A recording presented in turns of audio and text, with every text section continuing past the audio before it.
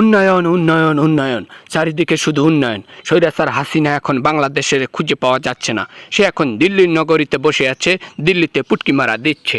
এবারটা এবারটা এই মুখ সামলে কথা বল, মুখ সামনে কথা বল। আমি কিন্তু পুকটি মারা দিচ্ছি না, আমি কিন্তু রিল্যাক্সে আছি দিল্লিতে। আপনি যে কোন রিল্যাক্সে আছেন এটা আমরা ভালো করেই জানি। আপনারে পিছন মারা দিয়ে খাইতে হবে, এটা ছাড়া আপনাকে থাকতে দেবে না জিন্দেগিতেও মোদি, আমি জানি।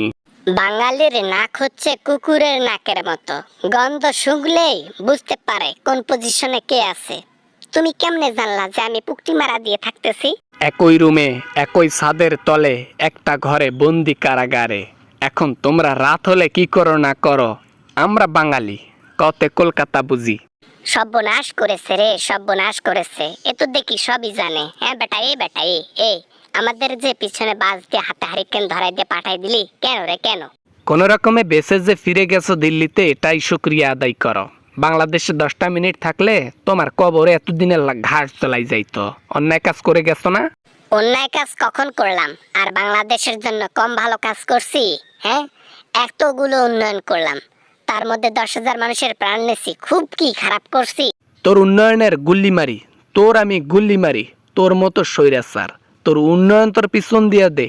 একটা মানুষের জীবনের চাইতে তোর উন্নয়ন বেশি হইল রে। নিজের টাকায় সেতু করে দিছি, পদ্মা সেতু। হ্যাঁ, ওখানে কতগুলো টাকা খরচ করলাম, 33,000 কোটি টাকা খরচ করে একটা ব্রিজ তৈরি করে দিছি, কম কথা? চুন্নি বলে কি রে, চুন্নি নাকি নিজের টাকায় গড়ে দিছে।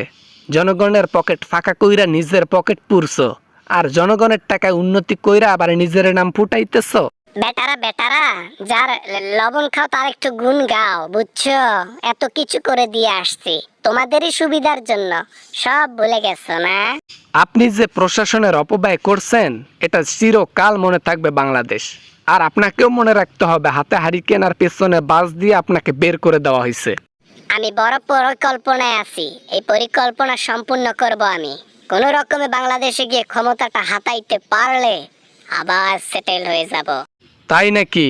আচ্ছা আসো, আমরাও প্রস্তুত আছি তোমাকে উপরে পাঠাই দেবার জন্য। এতে যদি নতুন করে জীবন দেওয়া লাগে দিয়ে দেব, তাও সমস্যা নাই। দেখছো জনগণ আমার প্রতি কত ক্ষিপ্ত। জনগণের জন্য ভালো কিছু করেছি, সবকিছু ভুলে গেছে নিমুখ হারামেরা। তারা এক প্লেটে খায়, যে প্লেটে খায় ওই প্লেটে হাগে। জনগণের আসল অধিকার দেশ, আর দেশের মালিক হচ্ছে জনগণ। তাদেরকে তুই হত্যা করেছিস, গণহত্যাকারী। তোকে রাখবো এই দেশের মধ্যে? দেখা নেব, সব হিসাব রাখতেছি, কে কি করলো কে কি করতেছে, প্রতিটার জবাব করা ভাবে দেওয়া হবে।